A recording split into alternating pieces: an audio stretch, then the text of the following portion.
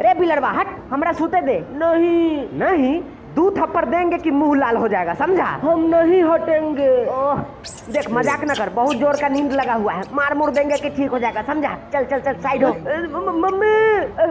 अरे साला, ए बाबू रे प्लीज साइड हो जाना, लॉलीपॉप खिलाएंगे पक्का। ठीक है, लेकिन हम 2 को खाएंगे। अरे 2 को छोड़ो, हम तुमको 4 को लॉलीपॉप खिलाएंगे, ठीक ना? ठीक है। चल चल अब जल्दी साइड हो, हमको सूतना है। ठीक है, सो जाओ। 4 को लॉलीपॉप। जियो, आज तो मजा आ जाएगा। Deal cancel. नहीं।